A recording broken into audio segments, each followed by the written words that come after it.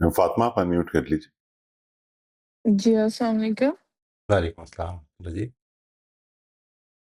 ये जो है फ्रॉम इंटीग्रेशन टू इंटरनलाइजेशन, इसमें how how does over control become a problem? Because मुझे लगता है कि शायद मैं ये करती हूँ, लाइक ओवर कंट्रोल आ जाता है मेरे अंदर, कि इसमें बहुत ये ज़्यादा देखिए चेक 2 करना अपने चीज़ें आप हैं। को। हाँ, 2 अलग-अलग चीज़ें हैं। एक ये है कि वो हैबिट फ़ॉर्म हो गई है। आप बिलअमूम वो ऑन योर ओन कर रहे हैं, वही काम करते हैं जो आप जिसको स्ट्राइव कर रहे हैं। अब ओवर कंट्रोल प्रॉब्लम है। इससे पहले ओवर कंट्रोल प्रॉब्लम नहीं है। असल में वो जो एफर्ट है वो इस ओवर कंट्रोल ही की है। मैंने अपने आप को रोका हुआ है कि मैं जो मेरी इंस्टिंक्ट थी जो इससे एक्सपोजर से पहले थी, इग्नोरेंस की हालत में जो मैं कर रहा था, मैंने उससे अपने आप को कंट्रोल करके ही रोकना है।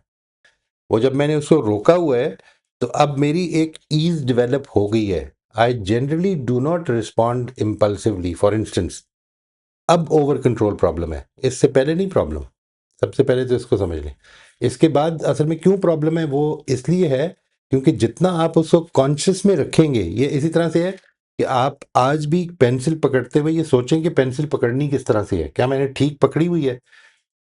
जिस तरह उस आपने पकड़नी है उस तरह पकड़ें, ठीक है। यानी what ever makes you feel comfortable उस तरह से पकड़ें। आपकी स्किल डेवलप हो गई है अब।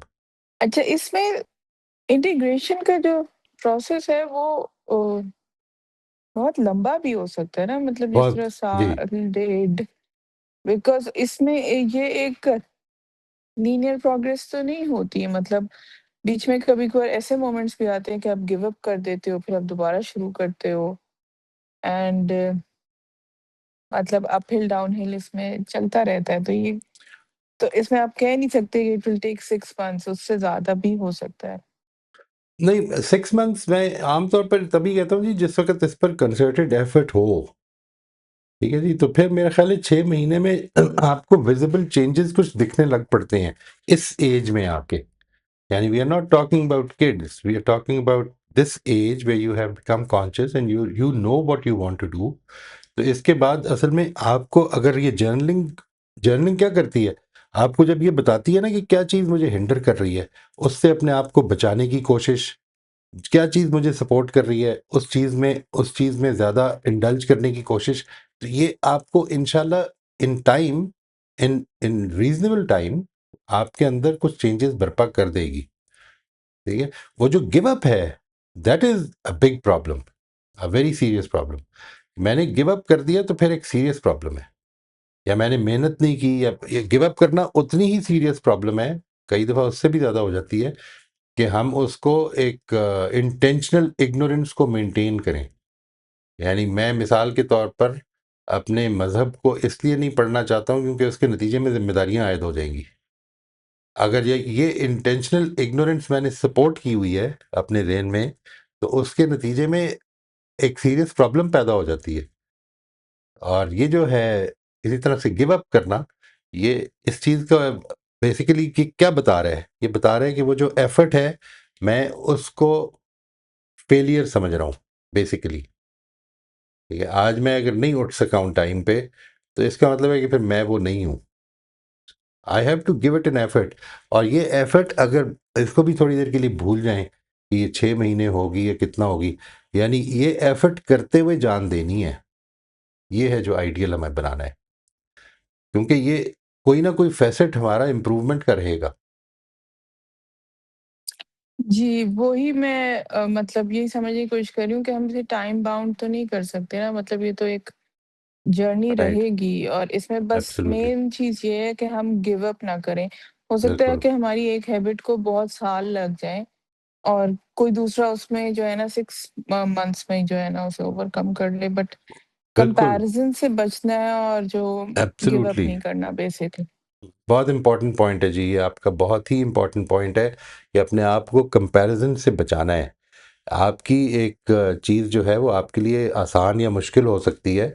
ना तो उस चीज़ में जिसमें जो आपके लिए आसान है उसमें दूसरे को कमतर समझें, और ना जो आपके लिए मुश्किल है उसमें दूसरे को बरतर समझें।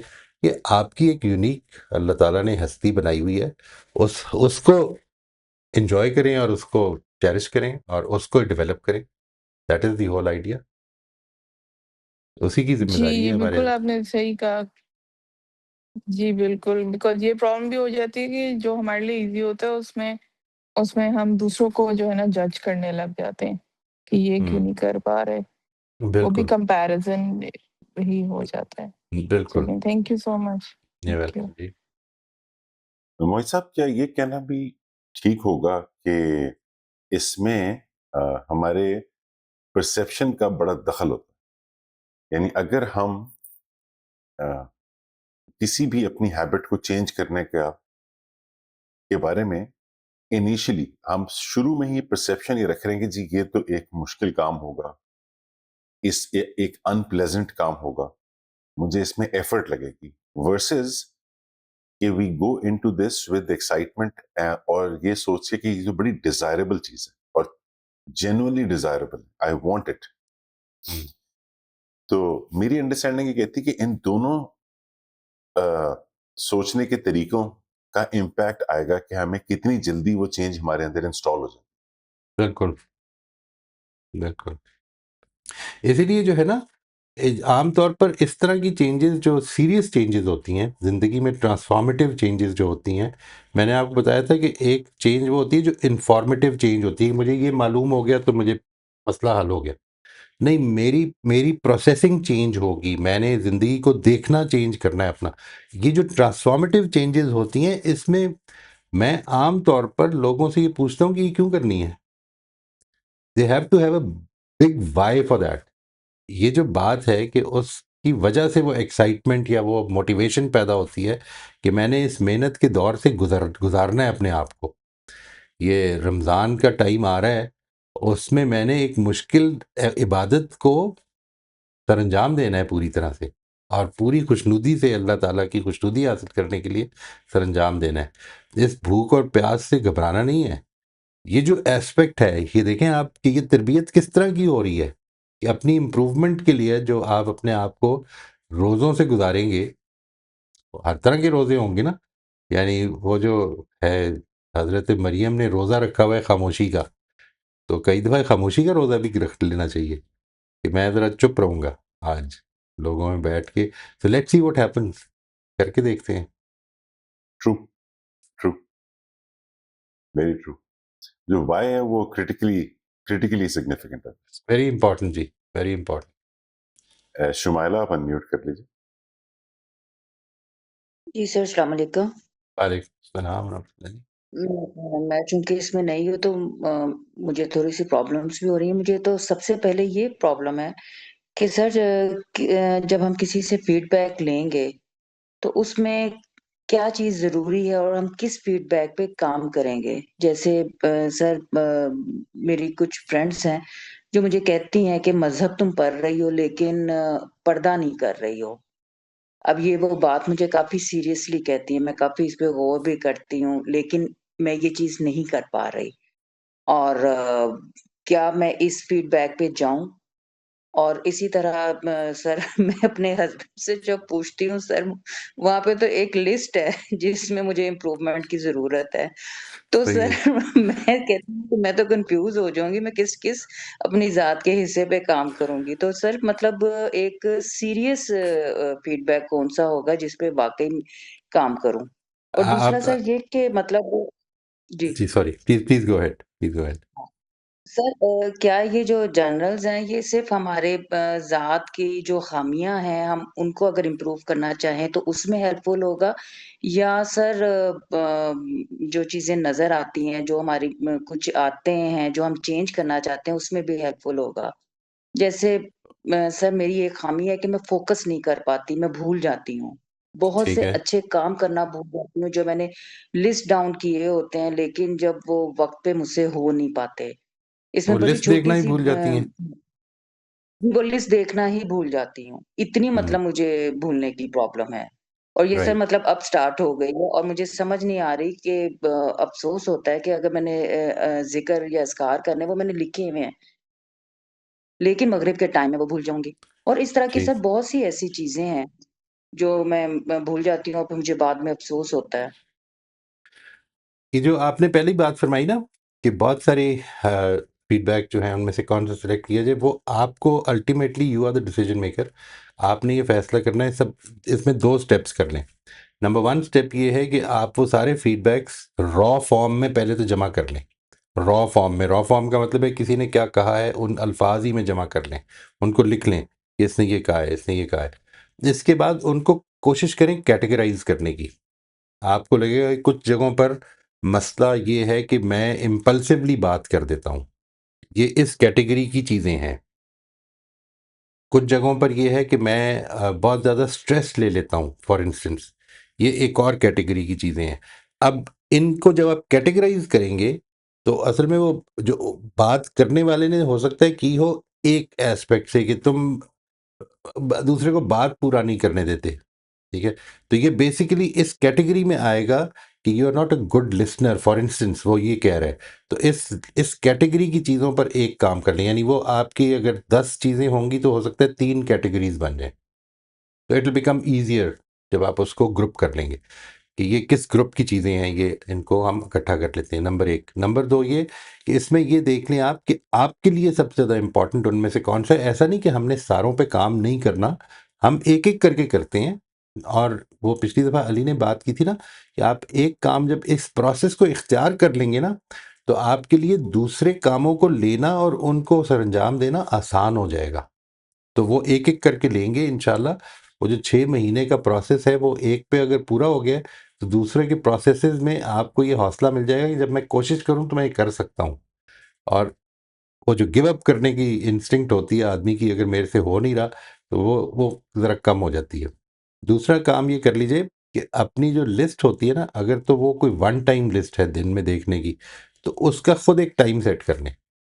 यानी मैंने अपनी लिस्ट देखनी है 12 बजे या 3 बजे या 2 बजे, ये आप खुद एक उसको तय कर लें कि ये करनी है, वो उसकी हैबिट फॉर्म कर लें सबसे पहले। और बाकी चीज़ें जो हैं वो अच्छा है, अगर आप if you keep listening them down तो उनके ऊपर काम करना शुरू करें एंड स्टार्ट। इस तरह से शुरू करें कि वही बात कि मैंने इसको छोड़ना नहीं है। ये हो सकता है कि किसी दिन मगरिब के बाद वो अज़कार मिस हो जाएँ, लेकिन अगर मैंने ये फ़ैसला किया हुआ है कि मैंने वो ज़िक्र करने हैं, तो फिर मैं वो ज़िक्र कल फिर ट्राई करूँगी और परसों फिर ट्राई करूँगी। I will not leave them.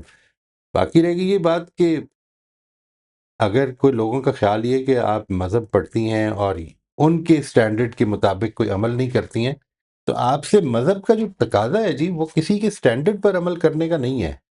आपसे अपने स्टैंडर्ड पर अमल करने का, जो आपने मज़हब को समझा है। अल्लाह ताला आपसे वो पूछेंगे कि आपने क्या समझा था? और जो समझा था उसमें आपने क्या समझा था मज़हब को, इसको पहले रीफ्रेम करते हैं। यानी आपने अपने लिए अल्लाह ताला का क्या हुक्म समझा था, इसके बाद उस हुक्म को अपने परवरदिगार का हुक्म समझते हुए आपने हत्तुल वसा कोशिश की कि मैंने इस पर ज़िंदगी गुजारनी है, इसको अमल में लाना है। अगर तो इसमें प्रॉब्लम है तो ये वो प्रॉब्लम है जिसको हमें इस पे देखना चाहिए। नेक्स्ट टाइम जब आप लाएं तो बेशक इस प्रॉब्लम ही को ले आएं। ये मिसाल के तौर पर this is what you feel कि पर्दा मज़हब की रिक्वायरमेंट है, आपकी अपनी ज़ाती राय है कि पर्दा मज़हब की रिक्वायरमेंट है और मैं नहीं कर रही, तो फिर मेरा ख़्याल है कि इस पर काम करना चाहिए। यानी देखें, इसी वजह से मैं ये कहता हूँ कि ये तो पॉसिबल है कि आज आप एक चीज़ पे काम करके उसको ठीक करें और बाद में उसी के नतीजे में एक और एक्सपोज़र हो जिससे पता चले कि वो मेरी राय गलत है और फिर वापस हमें ठीक करना पड़े। यानी ये एक प्रोसेस है, ज़िंदगी भर चलना है। मज़हब कोई बनी बनाई चीज़ अगर आपने लेनी है तो फिर तो उसका फ़हम से कोई ताल्लुक नहीं रहेगा। यानी मैंने एक गिवन चीज़ है, 100% डेवलप्ड चीज़ है जिसको कि लोगों को पहुँचा दी है। अगर तो ये सिचुएशन है तो फिर और बात है। और अगर एक चीज़ मज़हब एक समझने की और समझाने की चीज़ है, तो फिर उसके समझने मुझे जो आज जिस स्टेज पे मैं समझ रहा हूँ उसकी स्टेज भी डेवलप होगी और उसके नतीजे मेरी आरा भी फॉर्म होंगी, चेंज भी होंगी। कुछ इज्तिहादात हैं जो मैं अपनी ज़ाती ज़िंदगी में करता हूँ, वो भी हो सकता है चेंज हो। इसके लिए भी आपको कॉन्टिन्यूसली अपना जो वो है इग्नोरेंस टू एक्सपोजर की स्टेज के लिए अपने आप को ओपन भी रखना है। तो these are some varied advices जो मैं चाहूँगा कि आप इनको नोट करके इन पे गौर कर लें। जी सर, ज़रूर, लेकिन सर क्या ये ज़रूरी है कि हम लोगों के फीडबैक लेके उस पे काम करें? मुझे अ, मतलब मेरे अंदर क्या ख़ामियाँ ये मैं ढूँढूँ, क्योंकि मुझे ऐसे लगता है कि सर जब आप ऐसे चौराहे में खड़े होके किसी को कहोगे ना कि मतलब मुझे फीडबैक दो, तो सर वो इतनी ज़्यादा वो खुल जाएँगे और हम सब चीज़ों को पूरा नहीं कर पाएँगे, हर चीज़ पे काम नहीं कर पाएँगे और मुझे तो लगता है कि हम कन्फ्यूज़ हो जाएँगे। नहीं, आप उनको क्योंकि सिर्फ़ अगर इतना रिश्ते कहें कि मैं ये फीडबैक इसलिए नहीं ले रही कि मैंने सारी चीज़ों पे आज ही काम शुरू कर देना है। मैं ये फीडबैक इसलिए ले रही हूँ ताकि मुझे इनमें से वो एक चीज़ सेलेक्ट करने में आसानी हो कि जो मेरे ख़्याल में सबसे इम्पोर्टेंट है। तो हो सकता है कि मैं आपकी बताई हुई चीज़ों पे आप इस तरह भी कह सकती हैं कि आपके ख़्याल में सिर्फ़ एक पॉइंट आपने मुझे बताना है कि जो अगर मैं अपने अंदर चेंज ले आऊँ, तो वो that will help me improve the quality of my life significantly. वो एक पॉइंट क्या होगा?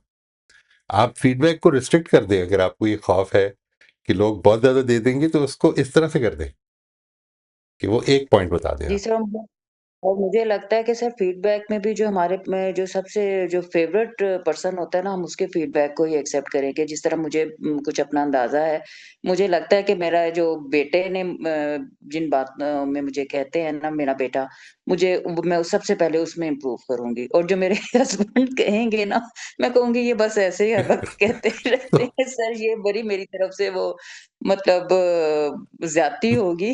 जो सबसे करीब बंदा है मैं उसको सुनूँगी ही नहीं, बॉदर ही और नहीं हो सकता है कि करूँगी। शायद आप अगर ये तरतीब बदल लें और आप ये फैसला कर लें कि जो हस्बैंड कहेंगे, मैं सबसे इम्पोर्टेंट उसको समझूँगी, तो वो जो पॉइंट्स आप कह रही हैं कि वो पूरी लिस्ट दे देंगे, हो सकता है वो लिस्ट वैसे ही कम हो जाए।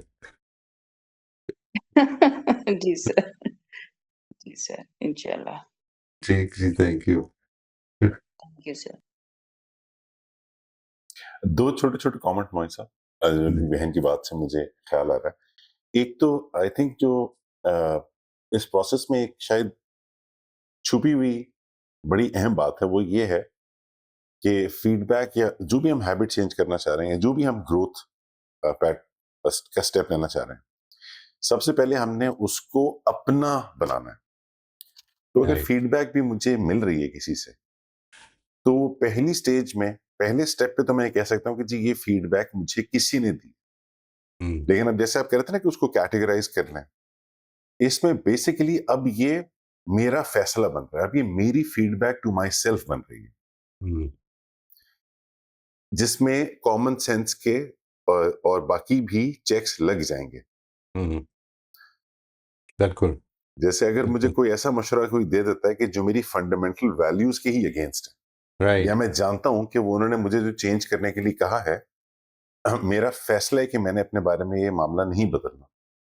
तो वो हमारे लिए एक इस हवाले से एक यूज़फुल चीज़ है कि चलो एक ऑब्जर्वेशन मिल गई कि अच्छा मैं जो हुँ, करना चाह रहा था वो हो रहा है।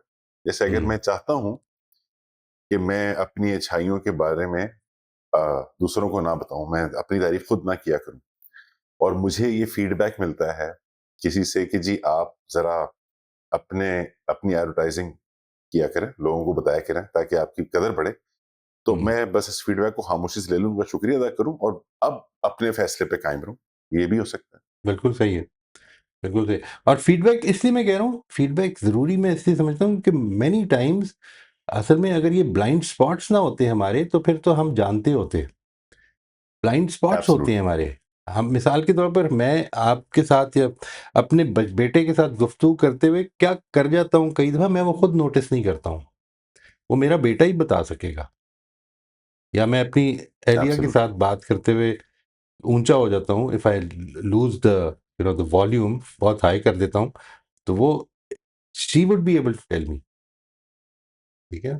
मैं उसके बारे में अगर ब्लाइंड स्पॉट रखता हूँ तो मुझे पता नहीं चलेगा, गौर करने से नहीं पता चलेगा। मैं उन्हीं चीज़ों के बारे में मैं जान सकूंगा जिनके बारे में मैं अवेयर हो चुका हूँ और अभी मैंने काम नहीं किया। ठीक है। लेकिन जिन चीज़ों के बारे में मैं अवेयर ही नहीं हूँ। अच्छा, और एक और चीज़ बड़ी इंपॉर्टेंट है उस अवेयरनेस के जो स्टेज पर जो जर्नलिंग है, उसमें what makes you feel stressed inside. यार ये क्या बात कर रहा है, ये क्या बात कर रहा है, ये बड़ी इंपॉर्टेंट चीज़ है। ये इस चीज़ की तरफ निशानदेही कर रही है कि ये कोई इंपॉर्टेंट मसला है। इससे मुझे निकलना है इंशाल्लाह। एब्सोल्युटली। और अमूमन वही जो हमें अनसेटल कर रही होती है, वो वही मामला होता है अमूमन जिसमें हम खुद से छुप रहे होते हैं। Right, right. इसीलिए डिस्टर्ब कर रही होती है कि वो हम घबराहट की वजह ये होती है कि हमारे लिए वो एक ऐसा मामला होता है जो शायद हमें किसी लेवल पे अंदाजा होता है, लेकिन हम उसे हमने दूसरा जो आँखें कमेंट बंद मैं की हुई करना चाह होती रहा था हैं। क्विकली, हुँ। बिल्कुल। दूसरा कमेंट, माज़रत बहुत वक़्त ले लिया मैंने। दूसरा जो कमेंट मैं जल्दी से करना चाह रहा था वो ये था कि स्पेशली फीडबैक माँगने के कॉन्टेक्स्ट में एक और बड़ी अच्छी रियलाइज़ेशन आ सकती है पोटेंशियली, अगर ऐसा मामला है तो, और वो मामला ये है कि शायद मुझे बेहतर दोस्त चाहिए। हुँ। I need to surround myself with even better people. वो कोट है ना कि I am the sum of the 5 people I spend the most time with. हुँ, जिन हुँ। 5 लोगों के साथ मैं सबसे ज़्यादा वक़्त गुज़ारता हूँ, मैं बेसिकली वो बन जाता हूँ। बिल्कुल, तो ये बिल्कुल। मामला मैंने ऑब्ज़र्व किया है अपने बारे में भी और अपने आस-पास भी, कि बहुत छोटा सर्कल हो जाता है हमारा, और वो सर्कल ऐसा होता है कि जिसको हमने खुद नहीं चुना होता। हुँ। वो रिश्तेदारों तक, बिल्कुल करीबी रिश्तेदारों तक, पड़ोसियों तक, ऐसे दोस्त जो हमारे साथ हैं बहुत अरसे से, या उस तरह से कुछ जिनके साथ हम काम करते हैं, जिनके साथ हम, या फिर या फिर जिनके साथ हम ज़रा कंफर्टेबल हैं, कंफर्टेबल वो होते हैं। उस हद तक महदूद हो जाता है। हुँ। उसी सर्कल में जिसमें हमारे जैसे दूसरे लोग हैं, हम फीडबैक माँगेंगे भी तो अमूमन कोई चुभती हुई फीडबैक शायद ना मिले। हुँ। तो शायद अगर हमें बहुत यूज़फुल फीडबैक महसूस हो कि नहीं आ रही, तो शायद हमें अपने सर्कल पे, फिर फीडबैक ये है कि हमें अपने सर्कल में कुछ लोगों को डालने की ज़रूरत है। बिल्कुल, बिल्कुल। Quite right. जी, फातिमा आप अनम्यूट कर दीजिए। जी, अस्सलाम वालेकुम। वालेकुम सलाम। मेरा भी फीडबैक से ही रिलेटेड क्वेश्चन है, जिस तरह अभी हम कैरेक्टर ग्रोथ सर्कल में कन्वर्सेशन गाइडलाइंस प्रैक्टिस कर रहे हैं, तो उस हवाले से हम एक-दूसरे को फीडबैक देते रहते हैं। उसमें मुझे इस चीज़ को लेके कन्फ्यूजन है कि हम कैसे फीडबैक दें? बिकॉज़ जैसे मैं हूँ, तो मुझे लाइक मेरी फीडबैक यूजुअली मेरा इमोशनल एक्सपीरियंस होता है। किसी ने ये बात की तो मुझे ये फ़ील हुआ, एंड मैं वो कम्युनिकेट करती हूँ अपनी फीलिंग्स एग्ज़ैक्ट इंसिडेंट या एग्ज़ैक्ट बात पे। लेकिन मुझे ऐसी फीडबैक भी मिलती है कि जहाँ पे क्वेश्चन्स होते हैं मेरे लिए किसी इंसिडेंट अ, से रिलेटेड, बट किसी एग्ज़ैक्ट बात से रिलेटेड नहीं, जनरल क्वेश्चन होते हैं। तो मुझे वो समझ नहीं आते हैं, मतलब मैं उन पे रिफ्लेक्ट नहीं कर पाती। मुझे नहीं, फीडबैक में क्वेश्चन्स होते हैं? यस, एज़ इन कि मैंने गाइडलाइंस जो हैं वो फ़ॉलो की या नहीं की, मतलब जनरल क्वेश्चंस होंगे जैसे कि यानी आपसे पूछा जा रहा है कि आप अपने बारे में फीडबैक दें कि आपने गाइडलाइंस फॉलो की या नहीं की? Yes, like whether I keep my statements rational and free from emotional right. Noise. तो ये अ, फीडबैक नहीं है। This is not a feedback. No, no, but जी, लाइक मैंने फीडबैक माँगी, बट मुझे क्वेश्चंस के सूरत में फीडबैक मिली, जो कि मेरे लिए इतनी अंडरस्टैंडेबल नहीं होती। मुझे थोड़ी-सी, जैसे मैंने आपको बताया कि मैं जब किसी को फीडबैक देती हूँ, तो that's primarily my emotional experience कि भई राइट। आपने ये बात की तो आई फेल्ट दिस वे। हुँ। अब इसमें क्या फीडबैक का तरीका मुझे समझ नहीं आ रहा कि अब हमने एक-दूसरे को फीडबैक देनी होती है, तो क्या तरीका अपनाया जाए? और प्राइमरीली वो कन्वर्सेशन गाइडलाइंस पे ही होती है कि आपने बात की तो उसमें क्या खराबी आ गई? देखिए, क्रिटिकल फीडबैक जो होता है ना, एक तो ये होता है कि जिसमें आपसे किसी ने पूछा है कि आप मुझे कोई एक चीज़ बताएँ कि मैं अगर इम्प्रूव करूँ अपने अंदर तो वो क्या चीज़ हो सकती है। तो उसमें you can be very brief, you can be very direct to the point. लेकिन आपने किसी एक्शन पे अगर फीडबैक देना है, तो वो तरीका आपका बिल्कुल ठीक है कि आपने जब ये बात की तो मुझे क्या फ़ील हुआ, I think that is the best way of doing it. और उसमें मैं सिर्फ़ इतना इज़ाफ़ा करूँगा कि इससे पहले अगर किसी एक्शन पे करना है, तो इससे पहले उसका पॉइंट फीडबैक लेने से पहले उसका पॉइंट ऑफ व्यू जान लेना चाहिए कि उसने क्या समझा सिचुएशन को। यानी एक है जिसको हम कहते हैं ना कंस्ट्रक्टिव फीडबैक, कि मैं उसको बताऊं कि तुमसे ये गलती हो रही है, इसको मैं इस तरह ठीक कर सकता हूँ। नहीं, इस गलती को भी डिटर्मिन करने से पहले मैं उसकी कंस्ट्रक्शन जान लूं कि वो किस तरह से देख रहा है एक चीज़ को। अगर आपसे कॉन्वर्सेशन की गाइडलाइंस और फीडबैक मांगी जा रही है तो उसमें अपने सामने वो गाइडलाइंस रख लें, अपनी भी असेसमेंट कर लें, दूसरों की भी कर लें। ये तो, इसमें तो कोई प्रॉब्लम नहीं है। यानी ये तो एक एकेडमिक एक्सरसाइज है कि जिसमें हम एक दूसरे की हेल्प, अपनी और दूसरों की हेल्प कर रहे हैं कि हम इसमें ग्रो करें। लेकिन इन इन प्रैक्टिकल लाइफ जब ये मसला पेश आ जाए कि किसी आदमी ने एक चीज़, एक नॉर्म की खिलाफ वर्जी कर दी है, तो before you tell the other person कि आपने ये खिलाफ वर्जी कर दी है एक्शन पे, तो आपसे उनसे ये पूछ लें कि यहाँ पे क्या हुआ था आपके ख्याल में, what happened over here. Maybe he is looking at the whole situation with a different perspective. उसको, उसके पर्सपेक्टिव को जान के फिर उनसे बात करते हैं। लेकिन असल चीज़ जो है वो ये कि जिस वक्त मैं ये मांगता हूँ आपसे, मिसाल के तौर पर इफ़ आई आस्क यू कि आप मुझे बताएं कि what is it that you think मैं अपनी ज़ात में, अपनी प्रेजेंटेशन में बेहतर करूँ, तो इसके बाद तो आपको एक डायरेक्ट बात करनी चाहिए कि ये, मेरे ख्याल में ये अगर आप इस चीज़ को ऐड कर लें तो ये बेहतर होगा। That there is no harm in that because I am asking you for it. और जो आस्क करने वाला है, whoever is asking for a feedback, he should remember कि अब नाउ उसकी इंटेग्रिटी भी एट स्टेक है। अगर फीडबैक उसको ऐसा मिलता है कि वो अंदर से डिस्कम्फर्ट में मुब्तला हो जाता है, तो उसको इस डिस्कम्फर्ट के साथ थोड़ी देर जीना है, उस फीडबैक को नोट करना है, इस गुफ्तगू को ख़त्म कर देना है। इसके बाद कुछ कहना नहीं है कि यार तुम तो सिर्फ देखते ही मेरे अंदर कीड़े हो। ये इस तरह की कोई बात नहीं करनी है, ठीक है ना? बिकॉज देन वो फीडबैक की जो आपकी, जो जिस बेसिस पे ट्रस्ट किया जा रहा था कि आपको एक ऑनेस्ट फीडबैक दे देता हूं मैं, वो आइंदा नहीं दूंगा, फिर ये प्रॉब्लम हो जाएगी। ये यस, वो तो सही है। वो बात मुझे समझ आती है। जैसे अभी आपने कहा ना, जब हम जनरल फीडबैक ले रहे हैं, जैसे अभी आप हमें कह रहे हैं सेशन में कि हम लें, ये तो काफ़ी क्लियर होती है, ये तो लोग स्पेसिफिक दे देते हैं। लेकिन फॉर एग्ज़ाम्पल जैसे हमारे ग्रोथ सर्कल में अ, टेक्स्टिंग पे कोई डिबेट हो गई है, ठीक है? और उसमें बाद में जो है ना अपॉलजीज़ भी हो गई हैं, और बाद में ये मतलब मैंने भी बोला कि मुझे भी फीडबैक दे दें, और बाकियों ने भी बोला कि हमें भी फीडबैक दे दें कि हमने जो बातचीत की उसमें हमने कहाँ पे गलती की।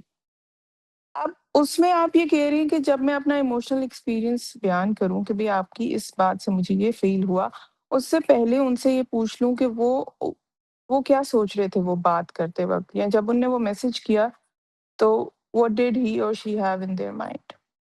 इसका इसका कॉन्टेक्स्ट और है जी। somebody has asked you for a feedback, वहां पर आप डायरेक्टली भी दे सकते हैं कि मैंने इसको इस तरह से देखा था। इट इज़ क्वाइट पॉसिबल कि आपने इस तरह से ना किया हो। लेकिन एक वो जगह होती है जिधर मिसाल के तौर पर मुझे अपने बेटे को या अपने से किसी छोटे को ये बताना है कि तुमने ये गलती की है। इस मौके पर मुझे उसका कंस्ट्रक्ट पहले समझ लेना चाहिए ओके, बट दे कि haven't asked for it. If they haven't asked for it, तो फिर आप खुद आगे बढ़ के बताना चाह रही हैं, तो फिर आप इधर से ही शुरू करें जिधर से आप शुरू करती हैं कि मुझे ये फील हुआ, मैं ये जानना चाह रही हूँ कि आपने इसको किस तरह से देखा था। सबसे पहले एंड इसको इफ जानना दे है, हैव आस्क्ड फॉर इट, तो फिर उसको कहाँ से तो हम फिर शुरू डायरेक्टली करेंगे इफ देना दे हैव चाहिए। Asked for? फिर डायरेक्टली देना चाहिए। यानी मैं जिस तरह से देख रही थी तो मुझे ये लगा, and somebody else in my position might see it this way, which can create some bad feelings, for instance, away feelings create कर सकती है। तो इसलिए इसके लिए मेरा ख्याल है कि हम सबको थोड़ा सा ज़्यादा मोहतात होना चाहिए। इस तरह से दिया जा सकता है। ओके। सो एक स्टार्टिंग पॉइंट, अगर इसको जनरली मैं इस तरह से, जो मुझे समझ आ रहा है कि एक स्टार्टिंग पॉइंट अगर आप अपनी फीलिंग्स से शुरू करते हैं कि आपने ये बात की तो मुझे इस तरह फील हुआ, you are sharing your emotional experience, तो that's okay for a starting point. Absolutely. When you are the initiator, this is not just okay. This is the sort of recommended way कि मुझे असल में ये बताना चाहिए कि मेरी फीलिंग क्या है, और मेरी फीलिंग जो है उसकी वजह से मैं ये शेयर कर रहा हूँ। हो सकता है मैं गलत समझाऊं, and if that is the case then I should stand corrected. तो ऐसे ही शुरू करना चाहिए। ओके सर, दैट्स फाइन, मुझे बस यही क्लैरिटी चाहिए थी because I always start with my feelings and my emotional that's a experience very good way of doing जो इट। एग्ज़ैक्ट बात हुई होती है उसको लेके। बिल्कुल चलिए ठीक। सही है, thank you so much, you are thank you welcome. So much. या एक छोटा सा कमेंट है मोहित साहब, वो जी। ये कि दो चीजें म्यूचुअली एक्सक्लूसिव हैं और एक वक्त में मैनेज की जा सकती हैं। एक है पोलाइटनेस, जिसके बिल्कुल साथ ब्रूटल ऑनेस्टी। ये राइट। दोनों चीजें हैंड इन हैंड चल सकती हैं, हुँ, और शायद यही इसी को काइंडनेस कहेंगे। क्योंकि अगर हम ऑनेस्टी में कॉम्प्रोमाइज कर गए पोलाइटनेस के लिए, तो फिर वो नाइसनेस तो हो सकती है, हुँ, वो काइंडनेस नहीं होगी।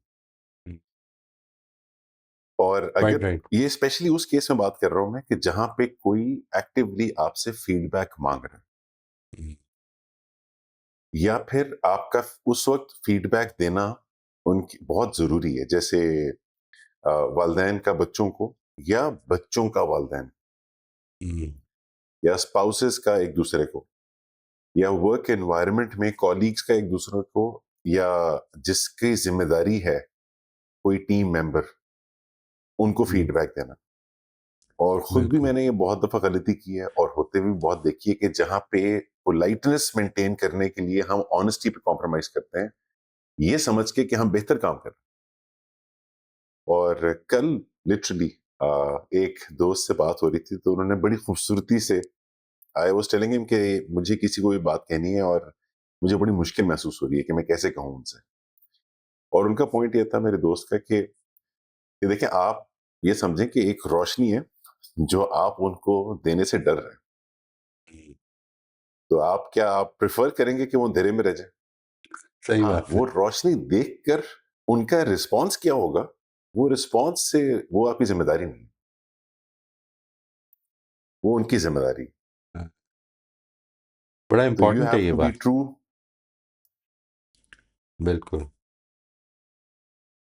Quite right. You have to be true, but इतना है कि रोशनी इतनी ज़्यादा नहीं देनी कि अगले की आँखें चुंधिया जाएँ। वो जो उसको अंधेरे में दिख भी रहा है, बिल्कुल ही देखना बंद हो जाए ना। मतलब हमें इसका ख़्याल ज़रूर जी, रखना है that sometimes what happens is that there is a big change, so let's start with a wiser way would be कि हम रास्ता दिखा के तो कोशिश करें कि उसको डेवलप होने दें। एक आइडियल जगह है जिधर हम चाहते एब्सोल्युटली। हैं कि वो पहुंचे। मिसाल के तौर पर अब अगर if he gives you know remarks ऐसे दे देता है जिससे अगले ऑफेंड हो जाते हैं, तो हम कोशिश करते हैं कि हम उसको इधर से शुरू करते हैं बजाय इससे कि ये कहने के ये रिमार्क्स ऐसे दे देता है, ये देखना चाहिए कि उसकी बेसिस में क्या प्रॉब्लम है। यानी मिसाल के तौर पर वो अपने से इख्तलाफ को एक पर्सनली लेवल पे लेकर तो इस तरह का रिमार्क दे देता है, तो let's see if I can improve in that. पहले तो इधर से शुरू कर लेते हैं। कुछ नताइज के तौर पर तो कुछ इसको हम ये समर कहेंगे। अब जो फ्रूट्स है ना वो नताइज के तौर पर भी नमूदार होते हैं। कुछ बुनियादी गलती को भी पहचान लेना ज़रूरी है। तो क्या हम ये कहेंगे कि हमें टैक्टफुल रहना जरूरी है, सलीका मंदी जरूरी है उस बात में, लेकिन ऑनेस्ट भी कॉम्प्रोमाइज करना जरूरी नहीं है? ऑनेस्टली कॉम्प्रोमाइज़ कभी नहीं करना, लेकिन विज़डम का तकाज़ा ये हो सकता है कि वो जो 100 पे मैंने पहुँचाना है, अभी मैं 10 पे पहले पहुँचाता हूँ। ये विज़डम का तकाज़ा हो एब्सोल्युटली। सकता है। बस इतनी बात है। तो दैट दैट म एक टीचर जो है, मैं मिसाल के तौर पे आपने एक बच्चे को इंजीनियर बनाना है, तो वो अभी 5 साल का है, तो उसको इंजीनियरिंग की किताबें नहीं पढ़ानी अभी। पहले उसको पढ़ना लिखना सिखाना है, यानी ताकि वो टूल्स मिल जाएं कि वो उधर तक पहुंच सके। बिल्कुल ऐसे ही एक आदमी जो है जिसको आज इतनी मुश्किल हो रही है, मुझे किसी ने कहा पिछले दिनों कि रोज़ा जो है वो मेरे लिए एक बड़ी खौफनाक इबादत होती है। तो ये ये बात ठीक है। मतलब मैं ऑनेस्टली आपको बताऊं, ये I can even associate with that. लेकिन for the past few years वो चेंज आ गई है। वो जो चेंज आई है वो इसलिए नहीं आई कि रोज़ा बदल गया या मैं बदल गया हूँ। वो इसलिए आई है कि वो जो मेरा पर्सपेक्टिव है रोज़े को देखने का, वो चेंज हो गया है। वो जो मेरे ज़िंदगी के गोल्स हैं वो चेंज हो गए। अगर वो चेंज हो जाएंगे तो लोगों के लिए आसानियाँ पैदा हो जाती हैं। फिर टारगेट चेंज हो जाएं, इसके बाद भूख प्यास वेरी वेल सेड। बर्दाश्त करनी और इस तरह की चीज़ें सारी जो वेरी है वेल ना सेड, आसान हो जाता है। Very well said. चलो जी, राफ़िया आप अनम्यूट कर लीजिए। अस्सलाम वालेकुम मोई साहब। वालेकुम सलाम जी। मोई साहब फीडबैक जब बच्चे आपको देते हैं, आप उनसे पूछते हैं, तो ये ज़रूरी है कि उनकी feedback has to be accepted? वो तो अपना पर्सपेक्टिव से देख रहे हैं और वो कभी-कभी काफ़ी एनफोर्स करना चाहते हैं, तो वो वहाँ प्रॉब्लम हो जाती है कि आपसे मैंने पूछा था but I don't agree with you. तो should one just take a stand because वो भी उनको भी नहीं अपसेट करना, अपने आप को भी नहीं अपसेट करना। नहीं, उनका फीडबैक आप ना एक्सेप्ट करें या एक्सेप्ट करें, जो भी करें, दोनों की रीज़न होनी चाहिए। If you have a reason for not accepting it, that is fine. It is your reason and it should never be a reason which actually hinders your improvement, because this life, अगर ये ज़िंदगी की journey जो है ना, इसको मैंने किसी भी और मकसद में खपा दिया, तो फिर असल मकसद से मैं हट जाऊँगा। इसको याद रखना है, बस। ज़िंदगी में मुश्किलें, उतार-चढ़ाव सब कुछ आएगा, लोगों के फीडबैक आएँगे, आप कुछ फीडबैक एक्सेप्ट करेंगे, कुछ रिजेक्ट करेंगे। आपका जो असल गोल है इस पूरी जर्नी का, वही अगर ज़िंदगी में आपकी नज़रों से ओझल हो गया ना, तो फिर मारे गए, फिर तो मारे गए। लेकिन वो नहीं ओझल हुआ, तो फिर ये ज़िंदगी की रुकावटें हैं, कुछ मुश्किलें हैं, कुछ अच्छे फीडबैक हैं, कुछ बुरे फीडबैक हैं, कुछ को आपने एक्सेप्ट कर लिया, कुछ को रिजेक्ट कर दिया। मेरा इम्प्रूवमेंट का गोल मेरे सामने बिल्कुल वाज़ेह है कि मैंने इधर पहुँचना है। ज़िंदगी ने मेरा साथ हर वक़्त नहीं देना, ना लोगों ने देना है। मैंने अपने गोल को चेंज नहीं करना, बस ये काफ़ी है। जी, जी। Yeah. Just try to stand on your own feet and, appreciate it, but किसी को इन्फोर्स नहीं करने देना चाहिए कि ये आपको करना है, ये फीडबैक है, this is the best for you. वो ज़रा-सा इट स्टार्ट्स बॉदरिंग यू। हुँ, या that is it. Especially when they are not there. सामने हो तो आप बात कर सकते हैं, but when they are not there and they are all away, तो obviously they are sincere, but then you want to be also sincere to yourself, what makes you feel at peace. That is the thing. ठीक देखिए, है, and सबसे पहले तो जी अपनी बताइए। Piece की ज़िम्मेदारी खुद लें। I am responsible for my peace of mind जी, yeah absolutely, and you are for yours. बिल्कुल सही। या जी, thank you, thanks a lot, thank you. Mohit साहब, ये राफ़िया ने बड़ा अच्छा पॉइंट रेज़ किया और आपने उसको बड़ा वंडरफुली समराइज़ भी कर दिया कि ये पूरी एक्सरसाइज़ फीडबैक लेने से भी पहले की जो लेंस है वो एम्पावरमेंट का लेंस है। मैं अगर अपने अंदर ग्रोथ टारगेट रख के लोगों से फीडबैक ले रहा हूँ, तो अगर ये मैं इस लेंस से ले रहा हूँ कि मैं साथ ही साथ डर भी रहा हूँ कि बहरहाल मेरे अंदर भी खराबियां पॉइंट आउट होने वाली हैं, अल्लाह खैर करे, तो ये शायद एम्पावरमेंट का लेंस नहीं है। लेंस एम्पावरमेंट का होना चाहिए कि मेरे अंदर खराबियां सारी जिंदगी रहनी है। बेहतर तरीका ये है, मैं चार्ज इस बात का ले रहा हूं कि मैं उनमें से जो एड्रेस कर सकता हूं उनको जरूर करूं, बिल्कुल, और ये मैं करता चला जाऊंगा और इवेंचुअली बहुत सारी खराबियों की लिस्ट रह जाएगी और मैं चला जाऊंगा। बिल्कुल, बिल्कुल। बहुत इम्पोर्टेंट, लेकिन मेरी डायरेक्शन वो रहेगी। मैंने इस डायरेक्शन में जान देनी है, इसी की दुआ करनी है हमेशा कि मेरा हर लम्हा जो है वो खुदा की तरफ रेस में हो, ना कि दूसरी तरफ भाग पड़ूं मैं। Absolutely, absolutely. जी शबाना, आप अनम्यूट कर लीजिए। जी, थैंक यू। अस्सलाम वालेकुम। वालेकुम सलाम वरहमतुल्लाह जी। अभी ये जो गुफ्तगू हो रही थी उसको सुनकर 2 कमेंट्स, एक फीडबैक के बारे में अ, कि जब कोई फीडबैक दे तो क्या लें, क्या ना लें, कन्फ्यूज़ हूँ या ना हूँ। तो मुझे उसमें मेरा अपना जो एक्सपीरियंस रहा बस वो शेयर करना है जिससे मुझे मदद मिली, क्लैरिटी मिली कि उम जब भी कोई फीडबैक देता है ना, तो मेरा जो विज़न है, मैं उस पे जाती हूँ और देखती हूँ कि मैंने क्या व्हाट डू आई वांट कि मुझे याद रखें, मेरे हस्बैंड, मेरे बच्चे और मेरे हमसाए और मेरे दोस्त। वो जो है ना, वो मेरा कंपास बन जाता है। और फिर उसके बाद जब मैं अपना मोटिव देखती हूँ, फेथ, तो ये इससे क्लैरिटी मिल जाती है। एक तो फीडबैक वाली बात पर मेरा ये एक्सपीरियंस रहा है, वो शेयर करना था। दूसरी, माशाल्लाह जब आपने एनालॉजी दी हैबिट बनाने के बारे में, उसपे जो मेरे ज़हन में आई वो मैंने शेयर करनी थी, मुझे बड़ी इंटरेस्टिंग लगी, लाइक आई कैन रिलेट। आपने कहा कि जब सीख ली है ज़ुबान, तो हम लिख सकते हैं, सोचे बगैर पेंसिल थामते हैं। जैसे अब हम इंग्लिश, उर्दू सब जो यहाँ पर हैं मोस्टली लिख सकते हैं। लेकिन आपने कहा स्विमिंग नहीं कर सकते, तो मेरे ज़हन में फ़ौरन आया कि अगर मैं चाइनीज़ या जापानीज़ लिखना चाहूँ तो मैं नहीं लिख सकती। तो राइट फिर मैंने सोचा that habit is an intersection of knowledge, skill and desire. Okay, अब if I know that I need to learn Chinese, कि मुझे कोई जॉब करनी है इंटरप्रेटरशिप की, मुझे लिखना है, ओके, मैं सीख लूँ हाउ टू राइट। लेकिन जब तक मेरी डिज़ायर नहीं है ना, फ़र्ज़ करें कि मेरी रोज़ी-मौश बंद हो रहा है और मैंने लिखना सीखना है, तो मैं लिखना सीखूँगी। वरना मैं कहूँगी छोड़ो परे, उर्दू इंग्लिश तो आती है, चाइनीज़ लिख के मैंने क्या करना है?